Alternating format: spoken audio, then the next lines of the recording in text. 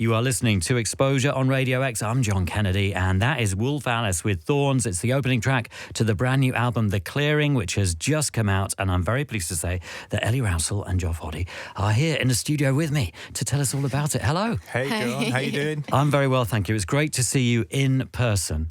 You may recall when Blue Weekend came out, we're still kind of post-COVID-y times, and I was in this room, but you were on 4 separate screens in other parts of town, I think. And, you know, that was always such a disjointed way of talking to people. So it's great to have you in person here. Thank you. It was an odd campaign, wasn't it? I remember we did, you know, the rounds, as it were, back then for Blue Weekend on the couch. Yeah. Which maybe suits you with the sofa, etc. But we'll get into that later. So with the new record, The Clearing, I mean, Thorns is a really interesting opening track because it kind of sets this whole new sound for you, I think, that you dip into quite a bit on the record. And it's a beautiful start to the album. What did you want to do with The Clearing? Ooh. Was there a plan? Or was it that the songs ended up shaping that plan? No, we did actually for the first time have a bit of a plan, yeah. I think we were like taking stock of everything we'd done before and what we wanted to do going forward, like with everything that we'd learned about what we enjoy and what we didn't enjoy. And I think like the main thing that we wanted to do this time round was not just throw everything at the wall, like really pick and choose our parts, and at the centre of everything, when people listen to the record and close their eyes, they could like see a band playing it. Yeah. That was one so of still in essence a band playing songs. But at the same time exploring some new musical styles. I mean, Thorns is a good example. Because it's so mellow and beautiful. Yeah. I think, you know, Ellie's, like Ellie was saying, you know, modern recordings, you know, I'm sure you know this a lot doing tape notes, that you know, you can, people often, and we, you know, really did in previous records, throw everything, you know, throw the kitchen sink in recordings. And, you know, from my point of view, like as a guitar player, it may be that, you know, some songs maybe had 4 different guitars in the chorus and there were a bunch of different guitars in the bridge, and then in the verse there were whole other things, do you know what I mean? Rather than a consistent through line. So that's what we were trying to do kind of instrumentally very much, wasn't it? Yeah. And that kind of makes for something that is has a little bit more air around it. Which I think is kind of a new look for us, and definitely a new challenge in being selective. What's the one guitar part? What's the drums doing? What's the one bass thing? You know, let's not put too many synths in. What are the key vocal parts? You know, really and bringing other instruments to the fore, because in many ways the piano becomes such a vital part of this record. Yeah, I think that's just kind of where we were at. I had written quite a lot of the songs on the piano, like. Probably just because of circumstance, like just I just got a piano and therefore wrote some songs on it, but like it gave kind of fresh perspective on writing, and instead of being like, oh no, we're a guitar band, we need to transfer all the piano parts into guitar. I was like, well, plenty of rock bands and stuff have piano in it, you know, like, it's made it feel fresh. Yeah, totally. So are you the piano player then in the band, Ellie? Because there's so much piano. It's going to be interesting how you play out all of the songs on the record. You know? Yeah.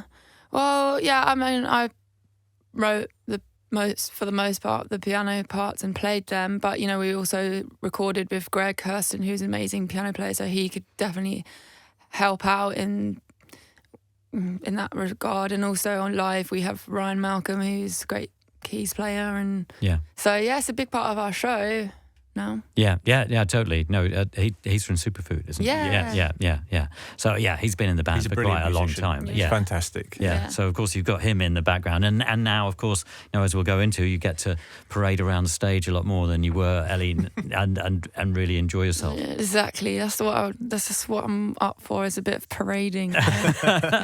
Maybe that's not the right word, but it's interesting. No, it absolutely is the right word. I'm all about the parading this year.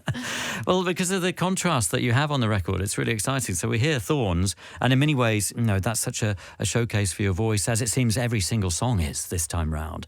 But it's contemplative, but it's also kind of playful. And then you follow up Thorns with Bloom Baby Bloom, which is very playful and occupies so many different areas of music. There's so many different things coming together. I'm sure everybody you've spoken to brings a whole array of different suggestions. Oh, it sounds like this, or it sounds like that. Yeah. But there are times when I think, oh, it's like a dance track, or it's a jazz tune, or then it really rocks out. So tell us about Bloom Baby Bloom and the development of this song. What came first? Ooh. Yeah. I think like it came in like deep into the writing process. Like it wasn't an early song. It was kind of what we were thinking about, maybe like bringing something a little bit up tempo, a little bit jammy maybe, but still keeping the core elements of like what we were excited about at the time. And yeah, I think a lot of this album is like we're thinking about performance, but maybe in ways that aren't how we've often thought about. Like I think in the past we've been like, oh, the funnest things to perform are the things with the most distortion and the most shouty and the fastest and the heaviest. And now it was like, what is performative without maybe those things necessarily, or like elements of those things, but keeping like melody at the forefront and I don't know, stuff like that. And I think Bloom Baby Bloom was just a little bit of an exploration of that. It's like pinching things from classic rock, but keeping pop sensibilities. I don't know. It was just a bit of an exploration. Yeah. It's really interesting because there are times when the piano is like a loop and you think, oh, this is like classical minimalism or something. But then Steve Reich. yeah, but it is a bit at the start, isn't it? I think, and then and it reminds me of kind of I don't know, Red Rouge and different dance tunes that kind of use that, or something like Gonzalez, who has used those kind of ways of using the piano and creating a motif. But then obviously you have all these different sections where the guitar goes crazy and it really rocks out, but the vocal lines keep changing, the verses and the choruses are very different. In contrast, there are times when you're screaming. It's quite a thing. Did it evolve incrementally?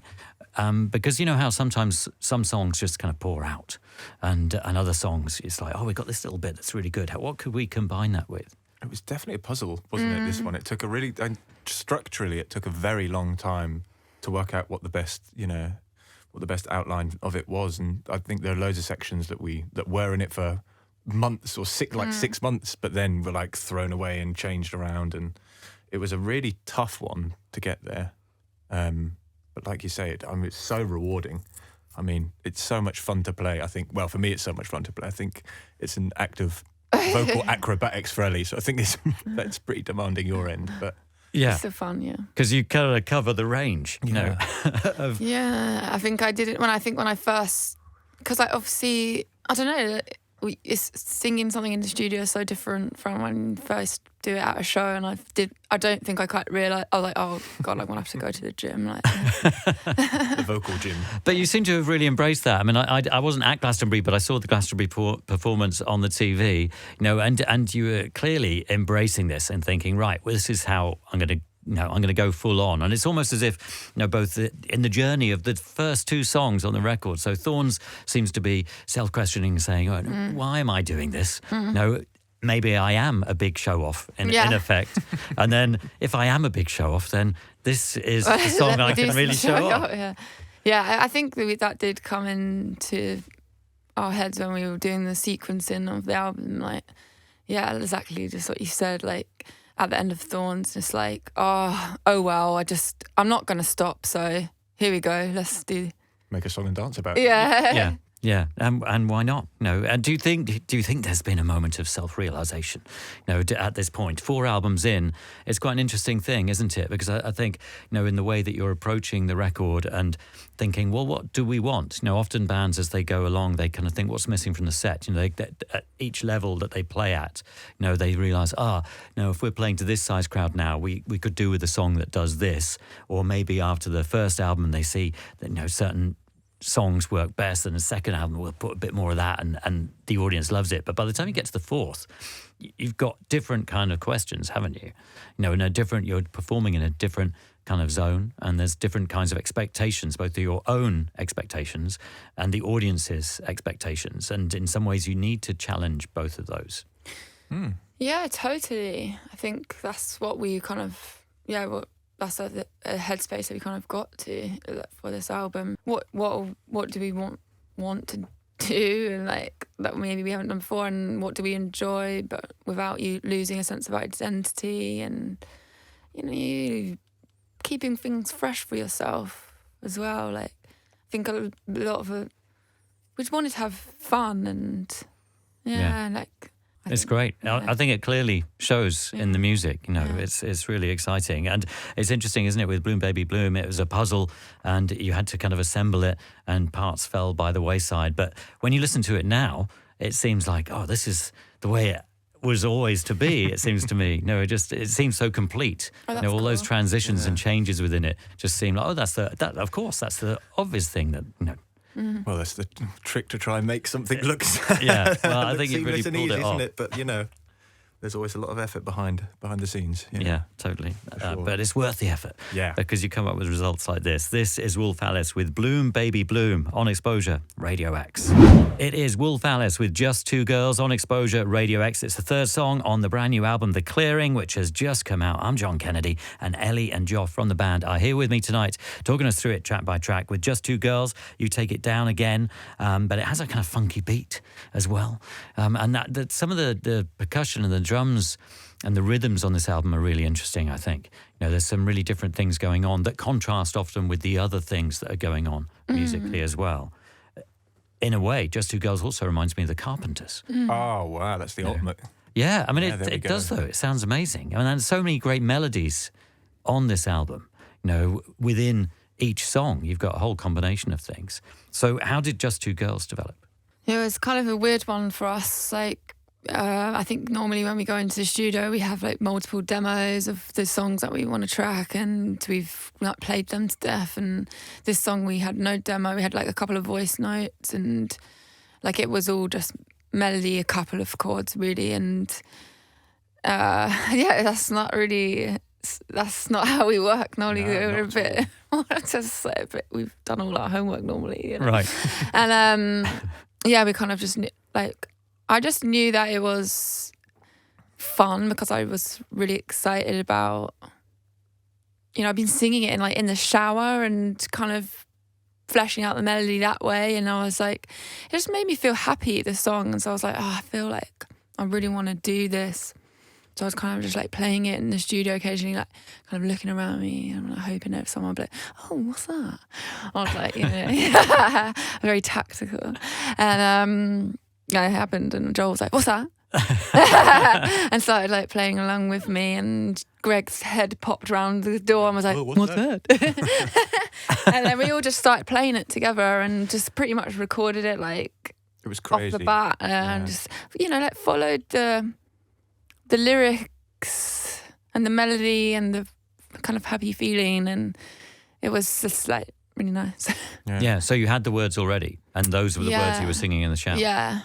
I had the words and the melody and like a couple of chords, and then everyone just added their parts and kind of fleshed it out with Greg, and it was really fun. Like, we don't really work like that, so it was a nice change. That description, it makes it really sound like a movie. No, that's That's probably the first. You always watch those films, the music films, don't you? Like, that's not how it happens. It's never how it happens, but it was, and it was really exciting because like Ellie is saying, usually we spend months, years, like really working on songs like to death, making tons of demos and playing them every which way and taking them apart, putting them back together. And this one was so spontaneous. It was so exciting.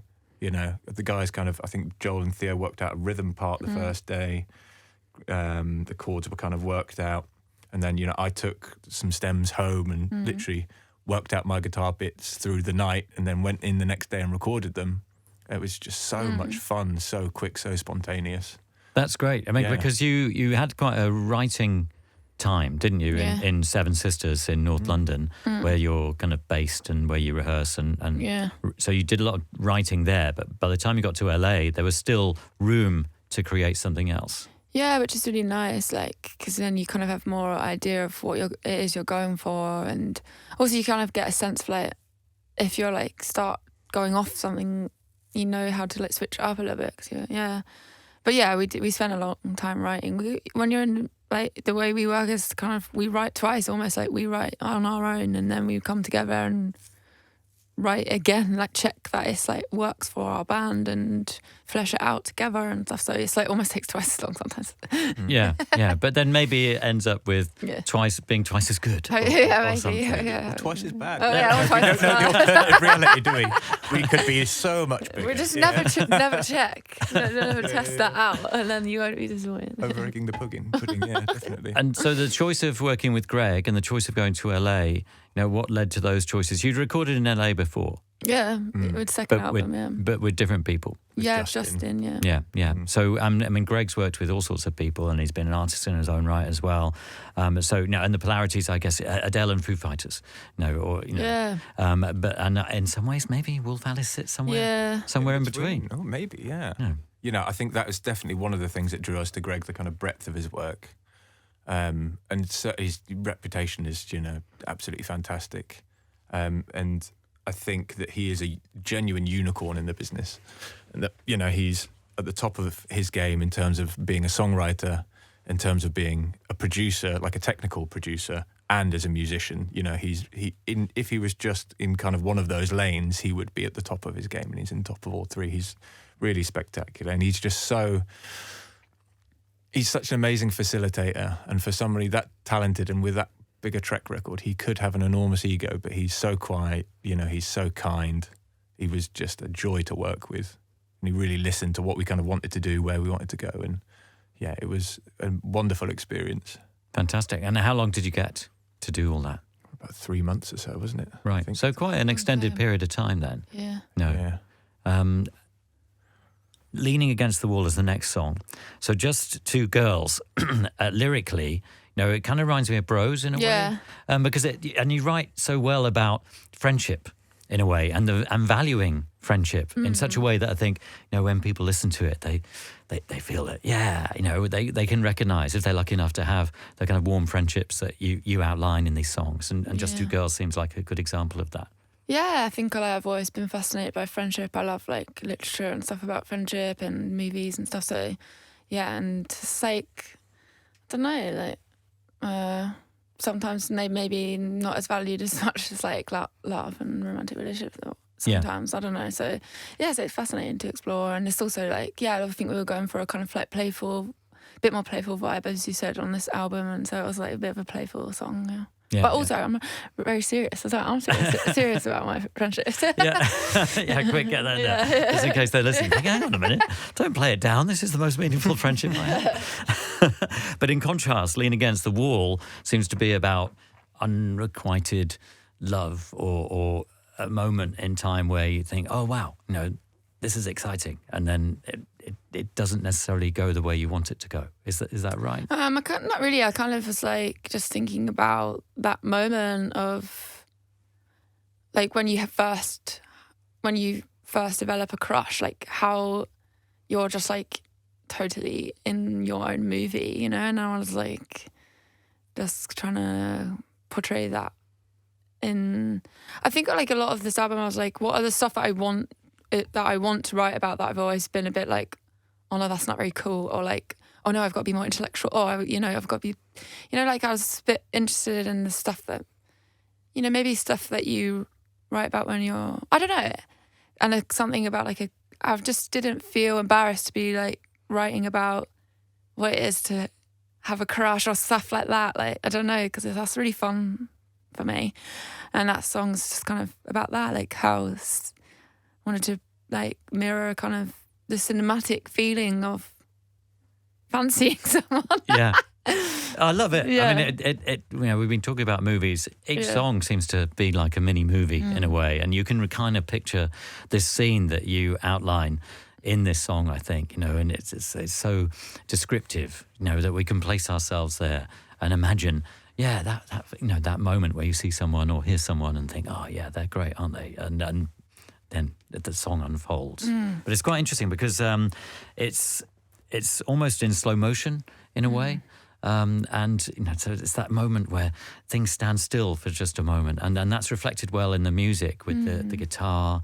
And also, is that a drum machine, or what did you use for the percussion there? Yeah, there were some electronic drums in there, wasn't there? I think maybe this song, or maybe just the choruses and the kind of ending section of this song, is maybe where like 1 or 2 points in the record where we maybe deviated from the we only lasted 4 songs in, damn it. But we kind of deviated from those not restraints, but those kind of, you know, ideas we were talking about at the beginning about, you know, restraint and just and really throwing stuff in there and going widescreen for a minute. Yeah. Kind of, like I say, like Ellie was saying, to kind of mirror that kind of feeling of, you know. Yeah. It kind of opens up, doesn't it? Yeah, and then, exactly, you know, from the kind of, you know, quiet drum sound, and it gets all big and kind of splashy, and things loosen up. Yeah, no, exactly. And the end section, that drum sound is just fantastic. I feel like we've tried to get that drum sound before, but God, it's so good. Yeah. Joel, the whole record, Joel's drums are just fantastic. So the work that Joel and Greg did together, they sound so good. And a lot of them are just like kind of 1 or 2 mics put through a tape machine, but just placed in the right place, you know, that kind of stuff. Being really, really simple, but done really, really well. And they work together so brilliantly, I love the drums on this record. Yeah. It's really interesting, all those different contrasts, you know, with on each song, with the drum sound and your voice, but also the strings, the way it all kind of comes together. And yet still retains that feel as if you are maybe in the room with the band while they're playing this song for you. You know, that's what it's like listening to the record, which is quite an achievement, I think. Thank you. Yeah, that sounds fantastic. And we're going to live that moment now as we hear Leaning Against the Wall. It is Wolf Alice from The Clearing on X-Posure, Radio X. You are listening to X-Posure on Radio X. I'm John Kennedy, and that is Wolf Alice. It's another selection from the new album, The Clearing, which has just come out. Passenger Seat is what it's called, and Ellie and Joff from the band are here giving us the insight into every single song on the record. What can you tell us about Passenger Seat? Because this starts occupying another kind of musical territory in a way, you know, and it kind of almost has a country rock aspect to it, or, you know, kind of adult-orientated rock. Ooh, no, you know, kind of, and I've not heard that one before. You know, it kind of ties in with a kind of almost 70s LA moment, maybe, you know, kind of when the Eagles were rising and all that kind of stuff was going on.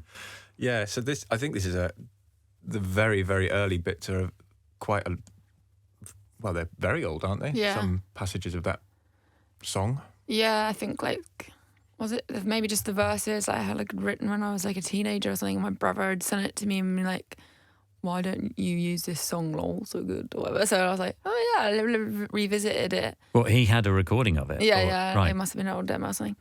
And then, I kind of fleshed it out to like, because it was quite, I don't know, it was very fun to sing. So I was like, oh, that's kind of what I was looking for in this album. And so I was like, oh, okay, let's flesh this one out. Like the demo was totally the wrong vibe, but we could rework it together to fit the album or whatever. And it was really fun. It was a really fun one to work out, wasn't it? It was like we were just sitting in the room and we just, this song's got like a quite weird chord structure, but it just doesn't sound like it does. But like we just cannot play it. It's like so hard. No, we still haven't played it yet, right, where one person doesn't mess up at some point. Because it sounds like, like Ellie was saying, it sounds like a very simple song. It kind of is, really, but it's, it was one of it was, I think, the first song that we really kind of applied this kind of mantra of let's work on the fundamentals. So, you know, in that really beginning phase in Seven Sisters, we were kind of working with I brought loads of guitars in and we just kind of sat around playing guitars, really. And we had the lyrics written down on a big piece of paper on the floor and we were just substituting in chords and just playing with structure and just making sure that you could play it with its bare bones, you know. Because if a song sounds great with just like an accompanying instrument and a voice, you know you've got a good song. And if you can make that better with instrumentation, all the bells and whistles, then you're in a great place. You know, that's what we're trying to do, really. And we changed up a lot of the chords and we can't play it. It's one of those things that's so simple, yet it just changes enough to make it, you think it's an easy song when you start playing it, you go, oh no. Right. So you worked it up enough so it sounded really good, you know, and you thought, wow, this sounds amazing. Now let's work with this. But to actually just go back to that moment when you're just sitting down, strumming the guitars again, trying to do it. You can't do it now. You've made it too clever. kind of. It's that perfect balance of stupid and clever that makes for something that will just trip you up. And what are the instrumentation? Is that lap steel on there, or is it a slide guitar, or what's going on there? It is a guitar. It's a kind of constructed kind of thing. I think it was played with like an ebow or some reversed sounds and fiddled around within the box. Yeah. So Oh, I can't even quite remember exactly how, but yeah. Mm-hmm. They're kind of it's horny, from your demo. horn It's sounds. from demo, right? We Yeah, just I think pinched so. it, maybe. Oh, I can't remember. Oh, did we? Yeah. I think it was actually. Yeah, I think we tried to recreate the sound that comes in those instrumental passages. And it was one of them that just didn't work. So we just used the thing that we made in Seven Sisters. Yeah. It kind of happens, Yeah. sometimes, and that's a really good thing to know. You kind of, with experience, you get to that place, quicker, instead of spending half a day trying to recreate something that already sounds good, Yeah. But yeah, there's quite a bit of guitar on there. Yeah. And acoustics and 12 strings. Yeah. And, electrics, yeah. And is that a male voice on there? There's another kind of... Yeah, Joel. Oh, that's Joel. Yeah, right, yeah. okay. And I don't know, because it's called Passenger Seat, I'm imagining two people driving along and somebody going, yeah. kind of chipping in a bit. No. Yeah, no, totally. Like, I think like the interplay between Joel and I is, I think, it was something I was really excited. We were listening to a lot of like bands that are just like quite passionate about their like harmonies and backing vocals and stuff, and Joel's got a brilliant voice and we always sing together live, so it was like, well, let's make sure that we're getting all the backing vocals done by you. But we've got quite our voices like melt quite well together, so that sometimes people don't realise that it's Joel and it's not me. Like lots of the harmonies and the backing vocals are Joel, but it sounds quite a lot like me. It's quite strange because you both got quite, like recognisable voices. They're not like very clear voices, but for whatever reason, they just weird. really work.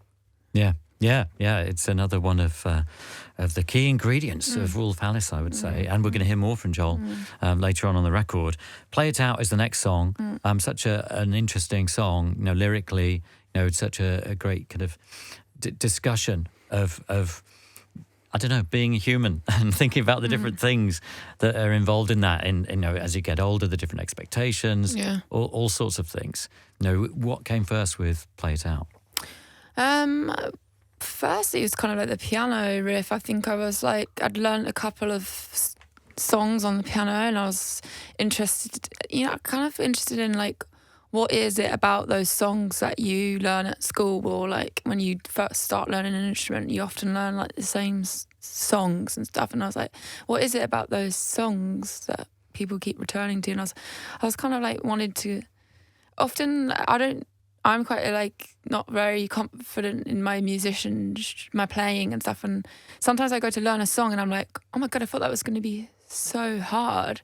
It sounds like it's going to be hard, and then it's actually not. And I was kind of like wanted a song that, I don't know if this really makes sense, but like feels like you're playing something harder than you are or something. Anyway, I was just messing around with the piano in that respect. Like I wanted it, not that I could write a song you could play in grade 8, but I wanted it to sound like grade 1. Do you know what I mean? Like I wanted it to sound like this is my first piano piece kind of thing.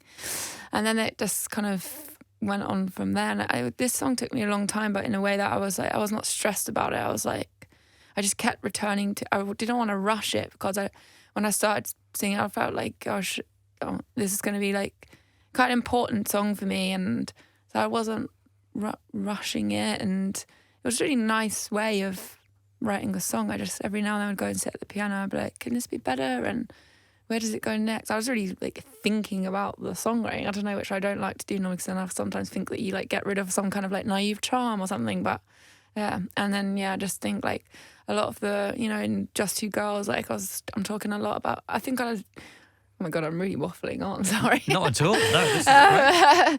I was thinking about how much validation I was getting from like chats I was having with my girlfriends. I think like, especially like turning into my 30s and stuff, like I was thinking about a lot of things that maybe I had not thought about before, or I don't know, just a lot of interesting chats about my womanhood and stuff like that. And that, I think Play It Out is maybe like the song about the chats that I was having with my girlfriends and Just Two Girls and stuff. Like, so I was just kind of hashing out some of those thoughts into song and stuff. Yeah. Well, I think you articulate things that do come up in conversation, but don't necessarily come up in other kinds of conversations.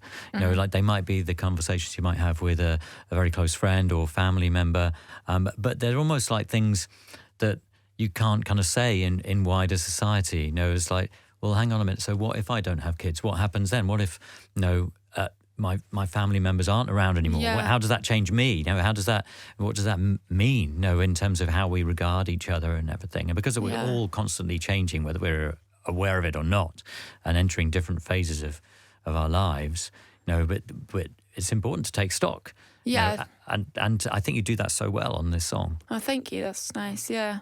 I guess songwriting is nice because you don't have to like come to a conclusion really. Like it's just like sometimes you just use it to hash out your thoughts, and you don't have. I always used to be like, well, what's the end of it? Like, how do I resolve? And this album, I was like, I don't need to resolve stuff because I can't resolve it in real life necessarily. So that's okay. Like, just it's nice to just put it on paper. So you know, like, so how sometimes if someone says write down your thoughts to make sense of them. You know, like, so it's a bit. Yeah, and so when you're at the piano trying to work out this song, do you record all of those times, or do you just play around and then, you know, because I'm assuming that you then take something to the rest of the band and say, hey, listen to this. Yeah, like I never used to do that, and you know, I've learned from my mistakes that you won't remember the things that you think you're going to remember. Like you sit down I got a memory like a goldfish. Like you sit down at the piano and you write something you like, and you're like, oh, that's good, I'll come back to that tomorrow. You won't remember it. So I just felt like voice noted every time I sat at that piano, but I didn't try and finish it. You know, I was just like piece by piece, and then just eventually had enough to send over to the guys. Yeah. Yeah. And some of the times, you know, when we in that demo sharing phase or whatever, you'll hear stuff and you'll go, okay, that would be good if we change this around, or maybe we need to write another section, or you know, there's work to do. But with that one, it's very clear. It's like, oh, this just needs a recording. Yeah. You know. But then there are all these other things going on. Yeah. There's a kind of strings and chimes. Are they bells? Yeah, there's some bells and things. But they could easily not be there. I think. You know, I think that the song, the bare bones of that song, is the thing that makes it special. Yeah. I think it's going to really connect with people and become a very important song to people. But there are those angelic background vocals as well. Now, is that Joel, or is that, is that the combination, or is that a choir of Ellie's? Yeah, that was kind of like Greg's side. Well, a lot of it was Greg's idea. We were playing some song. Oh, I can't remember the name of it, but it's a Beach Boys song, and you know they're just so good at oohing and ahhing, aren't they? And like I think, it was really quick. He was just like, do this note, and do this note, and do this note, and do that. And I was like, and then just put it all together. It was a really nice moment, actually. It was just, Brilliant. That sounds great. We're going to listen to the completed work. It does sound amazing. This is Wolf Alice with Play It Out on X-Posure. Radio X. It is Wolf Alice with Bread, Butter, Tea, Sugar on X-Posure Radio X. It's the 7th song on the brand new album, The Clearing, which is out now. Joff and Ellie are here. I'm John Kennedy. And bread, butter, tea, sugar, are they comfort food? What are they the key ingredients to every day?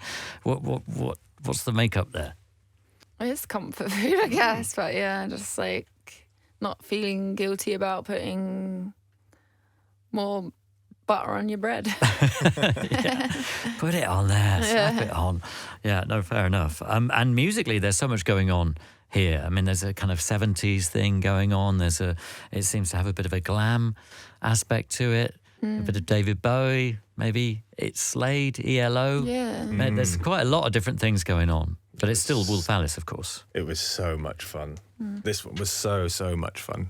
I think we tried along quite a lot in the beginning stages, the kind of compositional stages, to kind of fit it into a box maybe, and we thought, oh, mate, this sounds like it should be a pop song, you know, and have a pop song structure. And we tried it just didn't work really. So there was a point where we just kind of, you know, relented and just went, okay, this song has to be whatever it will be. And that was really freeing and really fun, and allowed us to kind of go to some odd places and play around with some really fun ideas and, you know, get a bit wacky in parts. And I think Greg really enjoyed this one as well. I think he seemed to spend a lot of his spare time working on that one as well. Yeah. It's interesting on this record because I think you evoke lots of different things, lots of different musics, lots of different eras. The whole thing, as you were saying at the start, that you were trying to create a feel and a running theme musically in terms of sound. It all fitted together nicely. But you can't go, oh, right, that's this or that's that, because you generally chuck them all in on each song. And chuck quite a few different ingredients and come up with a result that kind of evokes certain things, but isn't quite a complete direct, oh, that's in the style of this. I know that's not that. That's a long, convoluted explanation. I understand. Yeah, I think that's what we wanted, really. Yeah, you don't want it to be too much of one thing, but you want like a certain flavour rather than, Yeah, because it seems to me, and a lot of people seem to be mentioning Fleetwood Mac when they've been talking about the new record by Wolf Alice. Right. And I think that it's almost become, Fleetwood Mac have become the go-to touchstone for a certain kind of era. Yeah. Though I don't really think this sounds like Fleetwood Mac. It's more the things that would have been going on around the same time as Fleetwood Mac. And also Fleetwood Mac have done so many different styles in their own evolution that they did, the certain era that everybody knows them for is only just one aspect of them, isn't it? Right, yeah. But what kind of things were you pulling on for Bread, Butter, Tea, Sugar? I think, like, did T-Rex come up? Yeah, T-Rex was talked about a lot. Yeah, and I was like picturing like those kind of bands in the 60s who had a lot of like 3-part harmony, when they're all singing at the mic. Like the Everly Brothers. Yeah. Or like very early Beatles, like singing in 3-part harmony in a kind of almost like showbizy kind of way, yeah. What else? We were listening to quite a bit of Steely Dan at the time. And then at the end is kind of just goes off in a kind of different. But we were like almost had a dancey. We kind of wanted to take it into a really dancey element, dancey path. Yeah. But I think we're always conscious of like, I don't know, like if you're sometimes, I don't know, like not doing things completely for yourself, like. If your own attention is waning a little bit, then everyone else's. So it's like hints at a little dancey. And, I don't know, lots of stuff really. And has that kind of spoken word thing that you've used quite a lot on different records. It's always it's an important thing. It's like you're talking to us directly. I don't know. That's just like I do like that kind of thing. I don't know why. I think it's like it's just again it's like.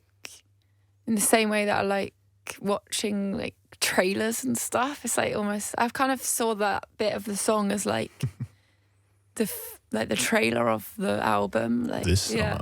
Yeah. Brilliant. Coming to some AirPods near you. Other brands are available. All the ingredients. Bread, butter, tea, sugar. It's all there. Excellent. Safe in the World is the next song, the 8th song on The Clearing, and continues the kind of 70s thing. But I mean, like with every single decade, there's always so much going on in a decade.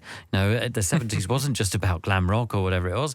No, there's singer-songwriter things going on, and this kind of evokes more of that, I think, like Crosby, Stills, Nash and Young, or maybe even just before that, Buffalo Springfield. It has that kind of feel in the guitars, and it sounds great. And tell us about this song. Yeah, it was kind of exactly that, really. I think, for me, it was like very listening to people like Crosby, Stills and Nash they're just like the harmonies and the backing vocals they're amazing. And having done like quite a lot of acoustic sessions of our old songs, I was enjoying them, and like especially like figuring out Joel and I's harmony parts and stuff. It's just kind of again thinking about what have I enjoyed in the past and how can I put that into the writing of this new record. And I guess that was this song really. And it kind of became so there's not a lot in it, and this became a kind of production wise like a little bit of a what's the word, like a linchpin or something for the rest of the. I think it was a really early one. Was it maybe the first song we recorded with Greg? Yeah, I think. Yeah, and it was nailed pretty quick. And I think well, it actually started off as your demo was almost like a piano ballad. Yeah. And we had this weird thing when we were working the Seven Sisters where we brought like a toy drum kit in for Joel to play. I don't know why. Really weird. The room was so Oh, it was small. obviously, yeah, it was so small. And we had this piano. Yeah, we had this piano ballad, and we went, oh, let's put a rhythm section on it and see what it sounds like. And then we accidentally bounced it without the piano, so it was just vocals, drums, and bass. And we were like, this is cool. And we put some guitars on it and just kind of went, oh, this feels like a cool, I don't know, rendering of this kind of song idea. Let's kind of move in that direction, because I think maybe there are quite a few piano-y songs maybe that had maybe that pace. And Joel and Theo's kind of rhythm section kind of put it in a little bit more of an upbeat place, and we kind of ran with that, the kind of germ of, Yeah, that's a really interesting thing. How often great things come from accidents. Yeah, totally. But just the idea, the absence of something that you wouldn't have thought, because it was a fundamental part of the genesis of the song. That's a really interesting idea, isn't it? Yeah, taking away things can be just as kind of interesting as putting more things in, for sure, yeah. And it's interesting just the title and the lyric, I think Safe in the World, and the idea that in some ways we take a lot of things for granted, and we just assume, they're always going to be around, and because we know that, everything's fine really, because they're around, but what if they weren't around? No. Yeah, totally, yeah. Yeah, I always had the lyric "safe in the world," knowing you were there, and it's like, and also the lyric, "There's no language for my love." It's just like thinking about what is another way to explain that you love someone, and it's just nice. Yeah. Oh no, totally. I mean, these are great phrases, though. How do you memorize them? Do you write things down? Do you just speak into and keep a voice memo? Or, because again, but because I always think, just always write every idea down, even if you're like, that's not very good. Because that's what I've learned now. Like, no idea is not good enough to quickly make a voice note, or because one day you'll be like, I don't have anything to jump off of. Does that make sense? Mm-hmm. So you'll be like, at least I got that crap voice note that I made, and then it might turn into something great.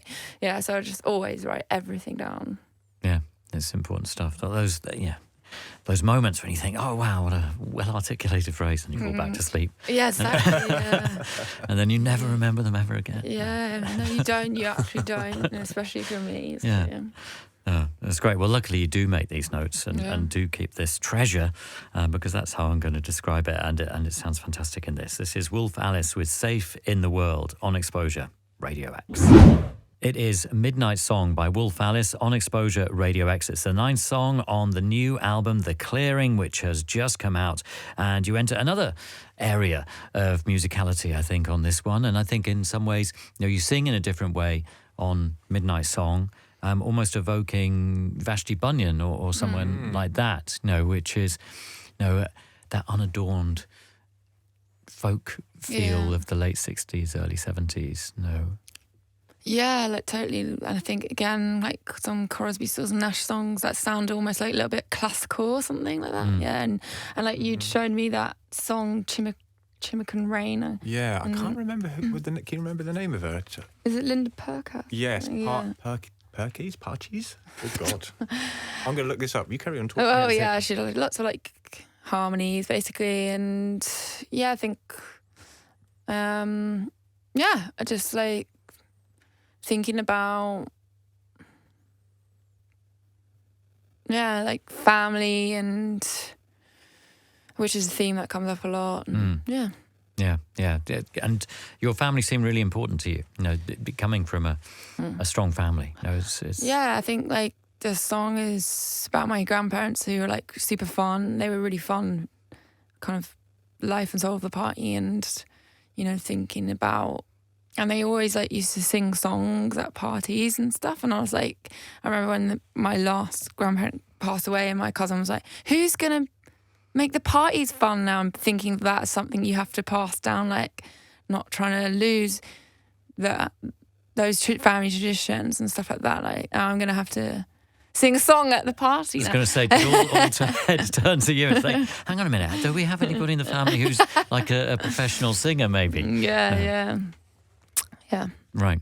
So you had that example in a way. But were you a singer at parties? No, this showbiz performer person who's parading around the stage. Right. Is that, no, that wasn't you. No, I mean,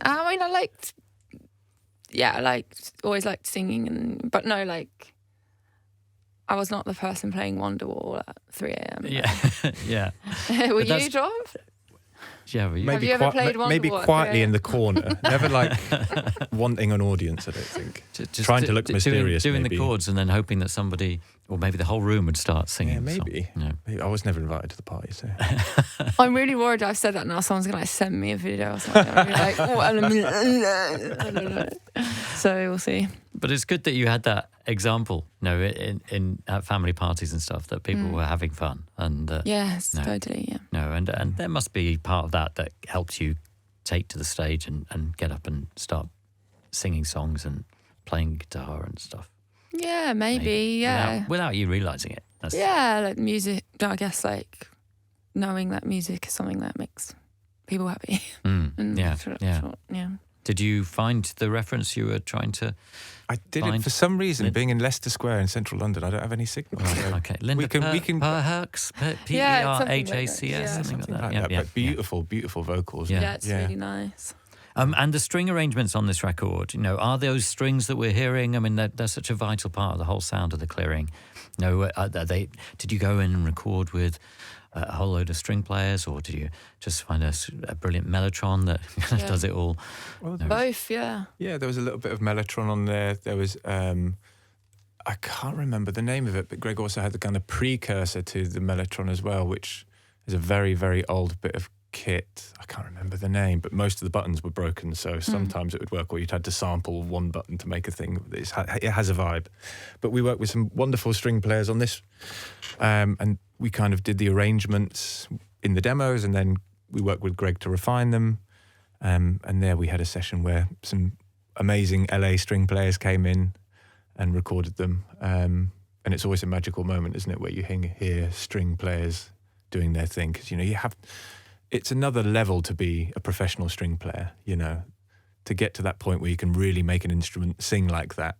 It's always, as a kind of, I class myself as a mid to lower tier musician. It's always really, it's a wonderful experience to see people that have just dedicated, hours and hours a day since, totally, being a very, small child, because you need to, you're talking about probably 4 hours a day from being, 4 or 5 or whatever, to really be one of those high tier string players. So it's an incredible thing to see. Yeah. And it's a brilliant addition to the record. It sounds so sumptuous on so many of these songs. Word, it really does, though. The Clearing is the title of the album. What's behind the title? I think it just like the image that those words conjure is something quite like, I guess, peaceful but reflective. I guess like any kind of image of nature is like at once comforting and quite frightening, maybe was the word. I don't know. So like it's just being like a little bit polarizing and not being in a too of a deep and dark way, just being like life is quite polarizing sometimes. Yeah. And I think like themes of nature and stuff and imagery of nature and stuff pops up a bit, and it was nice. I don't know. It's interesting because in some ways with this record, especially the presentation of this record and the performances you've given so far, but the cover of the album and the different variants of the cassettes that you can get, and like individualizing you all, so you're on the cover, Ellie, and then you can get these cassette variations where you can buy a Joel tape, or did you go for the Joff tape? And I've bought thousands of Joff. Same. I'm stockpiling them. Christmases and Easter presents forever. But it's interesting because I think in some ways, with the presentation of the packaging of the record so far, it's been more self-effacing. It's been more mysterious in that way. And the clearing could be you walking out into the sunlight, but it's also where are we? What's going on? Yeah. And it's I don't know. It's just kind of interesting. No, It ties in totally, with Bloom Baby Bloom as well. It's like, look, this is us. We are. Look, let's face it. The 4 albums in, we're a rock band. This is what we do. We're on a stage. We perform in front of people. Yeah. Let's be honest and embrace this. Yeah, totally. I think like Rachel, who did all the artwork and stuff, like kept kind of talking about like the stage as a kind of clearing itself, and she kept talking about the stage. She really like envisioned like the stage, even though we'd been talking about the clearing, like nature and home and stuff like that. But it was interesting, like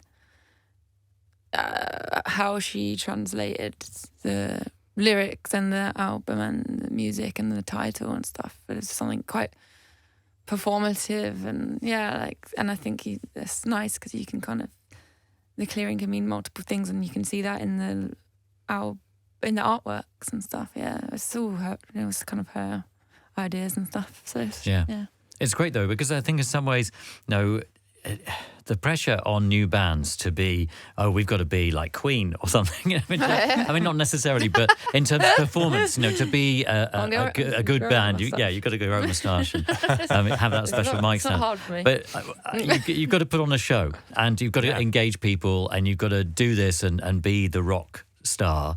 And it's so difficult, I think, these different ideas. I mean, you touch on this in different ways on the record, but what people are expected to do to fulfill certain roles. And I think one of the things that Wolf Alice have always managed to do is kind of avoid a lot of those cliches, because you just didn't engage in them necessarily. But now you can, because it's like, well, we've got the freedom to do whatever we like. So if Rachel suggests this, then you think, that's a great idea. Oh, I mean, we were up for it anyway. Do you know what I mean? Like, it's fun, just having, like I said, like that was a big thing for us, having fun. And we've been talking a lot about performance and the nature of performance, and maybe once you can kind of separate that a little bit, it's okay. But it's fun. At the end of the day, that's what it's all about. The next song on the record is White Horses. We mentioned Joel singing. Joel takes the lead on this song. And am I right in thinking, I'm sure he said this to me once, that he, before the band formed, he was a kind of singer-songwriter, singing and playing guitar, and he kind of learned to play drums because he wanted to be part of your band. Which is amazing kind of devotion, but also he's such Joel's a great annoying. drummer. He's so annoying, isn't he? He just turned up when he started playing drum solos. I don't think he owned a drum kit. I think he just came with some drumsticks that he found somewhere and was like, I'll give it a go, and just kind of can play drums. Joel is a really, he's a great musician. He really is. And his band Mafia Lights, they had some good tunes. They're really good. One of the members, James Balmont, has been for a long time in Swim Deep. Right. And Cameron Knight, who was in the band also, was on the road with Alt J for quite a while as well. So they're really good. They were a really good group of musicians. Yeah, but he said, I'll stand at the back and do this drum thing. But he gets to shine, the spotlight comes on Joel for this one. I mean, it's such a great song, and it's a great combination, because obviously you join in, Ellie, as well. But it fits so well on the record in terms of it offers a different kind of pace and a whole range of different kind of sounds and kind of changes it. Especially at this moment where we're 10 songs in and you kind of switch it up. Yeah, I think he wrote it with pace in mind in his original demo that was quite a little bit more electronic, a little bit more dancey, but had some kind of acoustic elements in it. Because we definitely weren't wanting something that was a little bit more up pace, but like Ellie was kind of saying earlier, that wasn't necessarily like a heavy rock, hard, like Play the Greatest Hits or Yuck Fu moment or something like that. So how can we get that pace and that emotion, that feeling, without making it just noisy?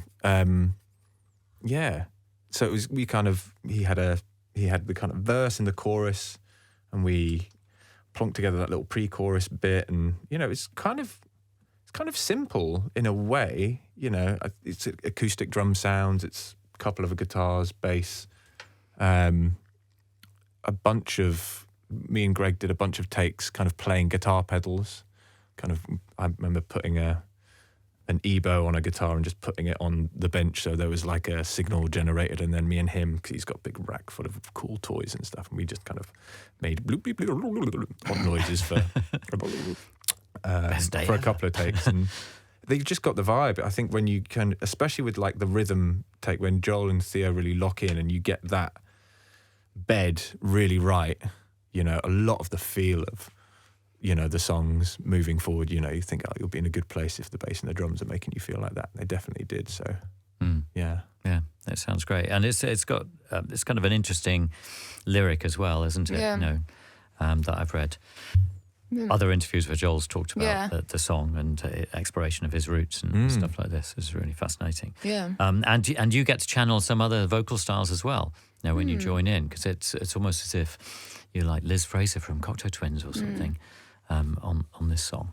Yeah, that's kind of just like happened naturally, and kind of Joel and I were talking about how it could be like a dialogue between a brother and sister.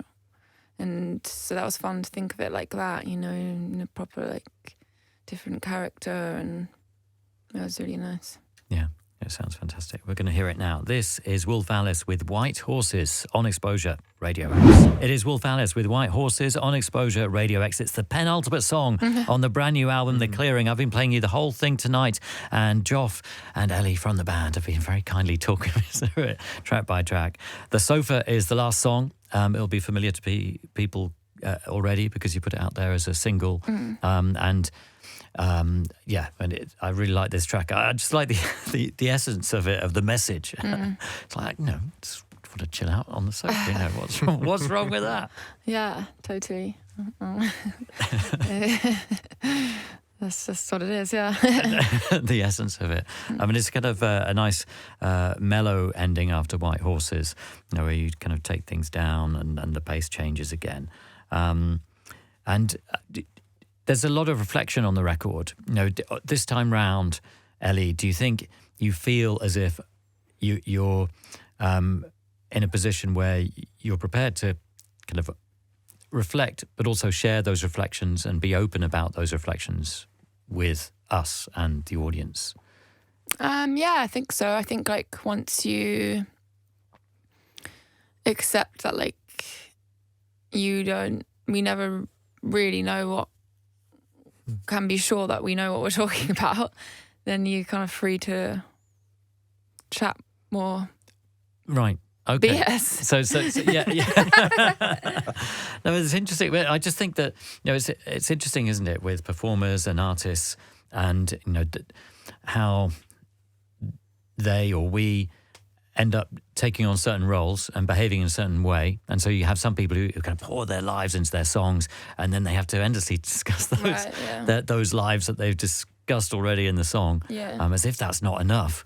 And then, you know, there are others who everything's a bit more veiled, or they just, you know, they're reticent to kind of open up and tell people everything, because why should they necessarily?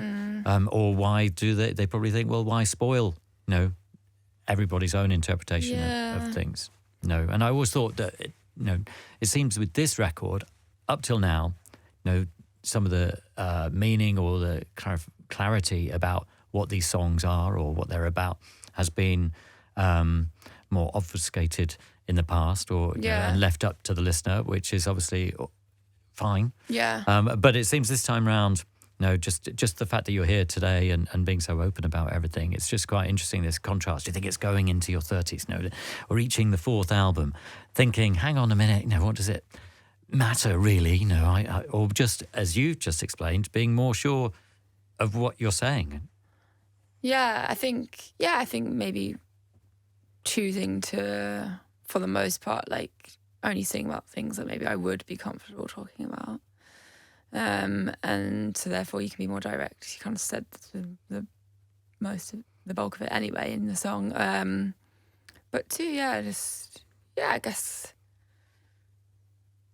like I said, like the kind of, you're not always going to get it right. And if you can make some kind of peace with that, then you're not too afraid to give it a go and write something to the best of your ability. Like, I don't know. And then I guess like the sofa is like, yeah, just kind of being okay with where you're at for a second at least. And this felt like a nice place to end it. I don't know. Can't remember. Yeah, I'm not sure. I need to listen to it again. It's tricky, isn't it? I always think that in some ways, musicians often end up in a band because they like playing, and the performing thing, that's another thing that they maybe like as well, or learn to like, and get some enjoyment out of it. And then they kind of don't think so much about the fact that their work is shared with people, and people invest time and meaning into it, and it takes on a different entity or existence in a way, and then they're kind of asked to kind of explain that to people, which is something that they hadn't necessarily bargained for. It's like, oh right, okay, I have to go and talk to people about this. And the whole point is that I get to exorcise this through song and through true. Like, 'cause I'm not very good at explaining things anyway, so then I'm like, I'll explain myself through the song. So then it seems counterintuitive to be like, explain it again. You're like, well, that's why I did it, because I can't explain it in chat. But I also like totally understand, like, it's such a human impulse, isn't it, to kind of want to know, see behind the curtain. Or totally. I want to talk to people about their lyrics all the time. I want to know who you're talking about. And but that's a flattering thing as well, right? People want to know. If people didn't give a crap, then But I think you articulate it really well in the sofa in some ways. We're all so complex, and so there's so many different dualities to us. Probably duality isn't the right word to describe it, because there are so many different emotions that we feel, and we're in different frames of mind every day, or even within the course of a day. You go wake up grumpy, end up happy, or the other way round. Exactly. But that kind of is expressed really well in the sofa. I think a lot of people will get it. Yeah, hopefully, yeah. I think that was something that was, to me, felt really promising about hearing like the demo of the song, is the universe, how universal the sentiment is, regardless of who you are, or where you are really, we all sometimes just want to go, just sit on the sofa and watch some Friends or whatever, and maybe I think that's all right. Yeah, it's important. Yeah, it is. It's completely important. Yeah. Do either of you have a go-to sofa? Is there a bit specific, place that you like to chill out in, or I do think like watching TV for me is like really like my comfort blanket. Like I read something like rewatching your favorite show is like an emotional stabiliser. And like so it's just if I'm feeling that's maybe what on the surface the song, it's like obviously it's deeper or whatever, but I'm like, okay, I need to like just watch cozy TV. What is your cozy TV? Well, at the moment I'm watching Celebrity SAS. It's so good. So that. Wow. Amazing. Well, sitting on the sofa. But also coming up with amazing songs and so many melodies. This is such a melody-rich record. It's a blessing in that way. That I think when people hear these songs, they're quite hard to get these tunes out of their heads. And they end up in our bloodstream almost. So thank you for that. Thank you also for coming in and telling us all about the record. It's great to have you here in person tonight. Thank you so much. And obviously, busy year ahead, taking these songs to the world, which is very exciting.